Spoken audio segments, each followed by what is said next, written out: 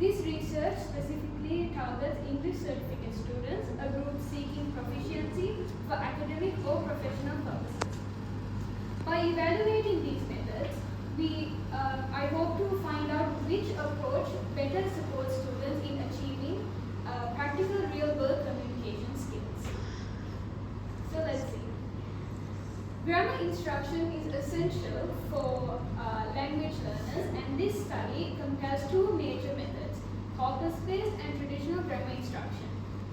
Corpus-based methods expose students to real language as used in authentic contexts, while traditional grammar focuses on structured rules and frameworks.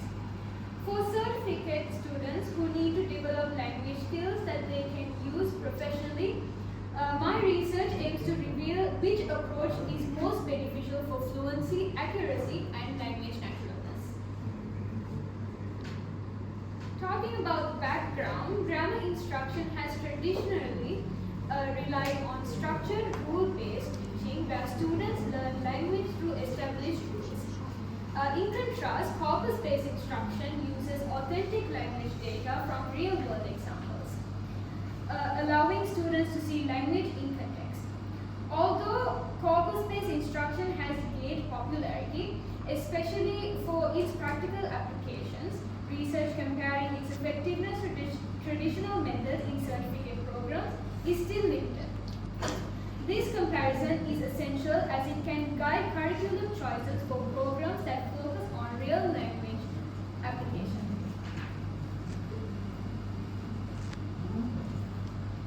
The problem driving this research is that while corpus-based methods are increasingly popular, we don't have enough concrete evidence comparing their effectiveness to the traditional grammar instruction for certificate students. Specifically, we lack data showing how each method impacts practical language skills like fluency and accuracy in a way that prepares students for real-world language demands. This research gap makes it difficult for educators to confidently choose the best approach to meet these students' needs.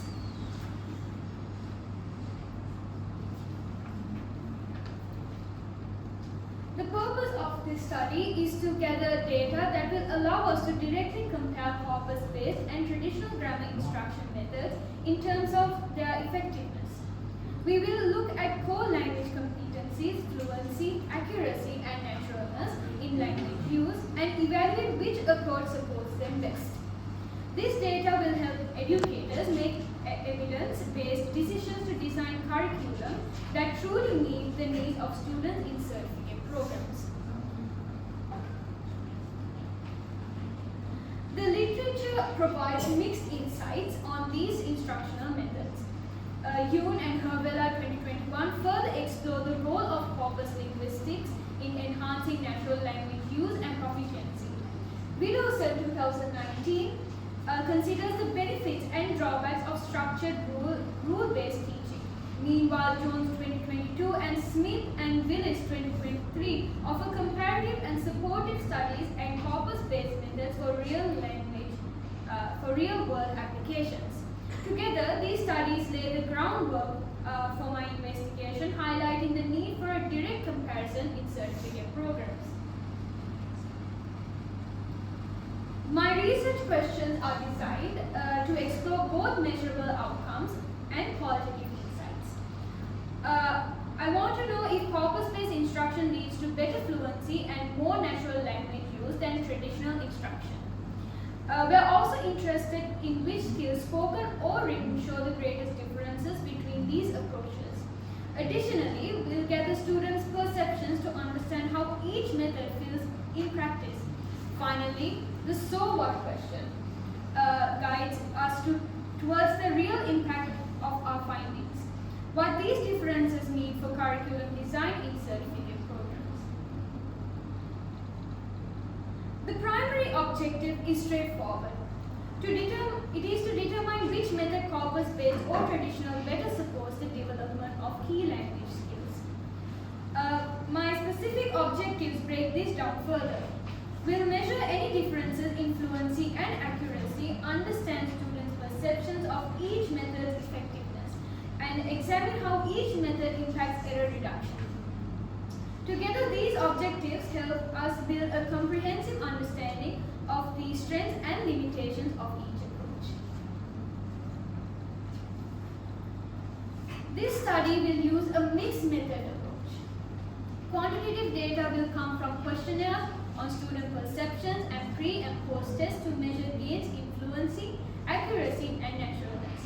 Qualitative methods will provide depth interviews, will give us detailed feedback on learning experiences, recordings of spoken tasks, will allow us to analyze real-time language use, and focus groups will offer additional qualitative insights.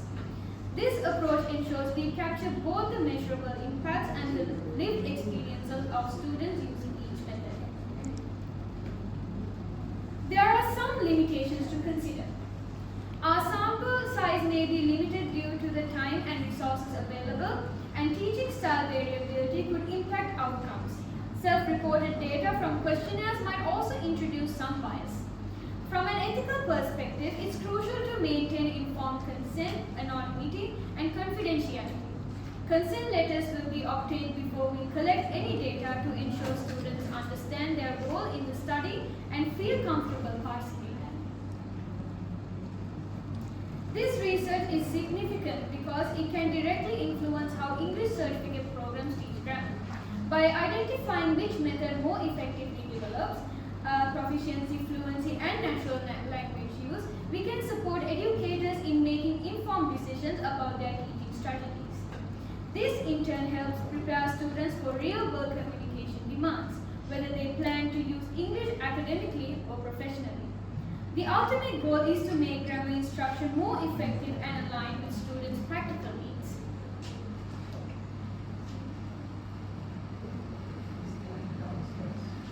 My thesis will be organized into 6 chapters to comprehensively cover each stage of the research. We'll start with an introduction that lays out my study's goals, background, and problem statement, followed by a literature review that discusses existing studies on grammar instruction methods. The methodology chapter will explain my design and data collection processes. After that, we'll present and analyze our findings, followed by a discussion of their implications. It will be concluded with a summary of the research, limitations, and recommendations for further studies. This structure ensures clarity and depth in presenting my research journey. Finally, here are the key references that have informed my research. Yoon and Herbela's studies on language proficiency and Widdowson's exploration of structured grammar methods all provide a strong foundation for my study. Johnson, Smith, and Willis add essential perspectives on real-world applications and comparative evaluations. Each of these sources contributes critical insights supporting the relevance and direction of my research on grammar instruction methods. Thank you. So, if there is any questions regarding that reference.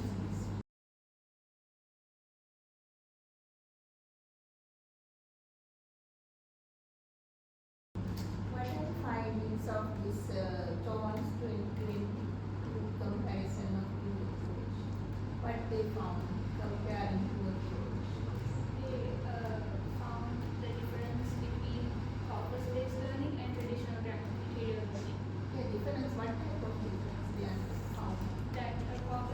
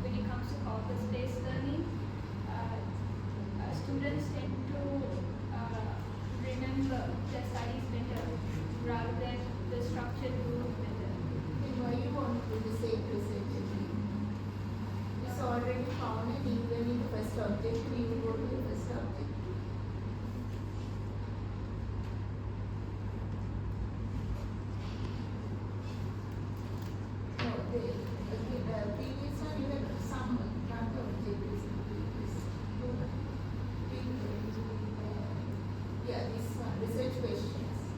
Why might Corpus-based instruction lead to greater fluency in naturalness?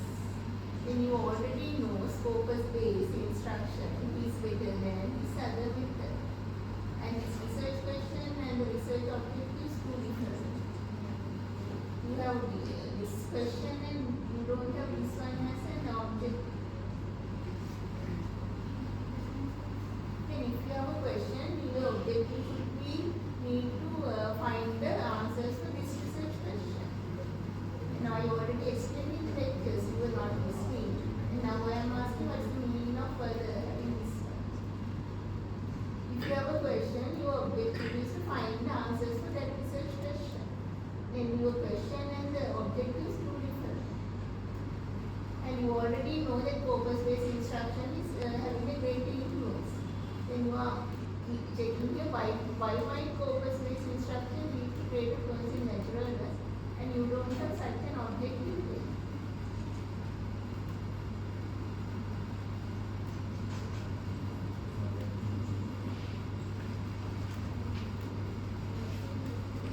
These are different questions, and what are your objectives? What are your objectives? Which are differences in fluency in mathematics? Then you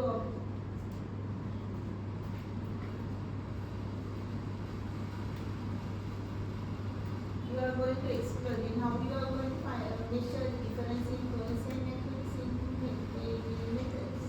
That is the methodology to achieve this objective.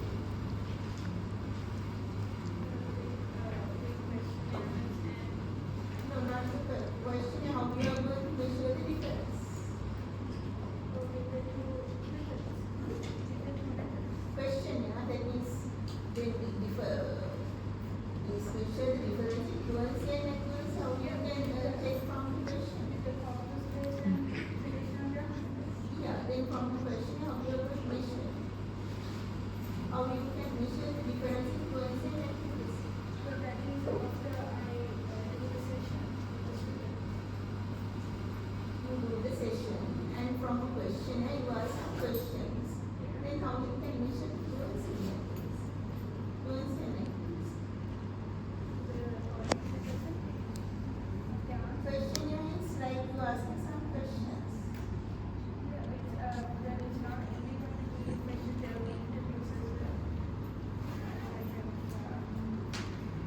Then at least you don't have two groups.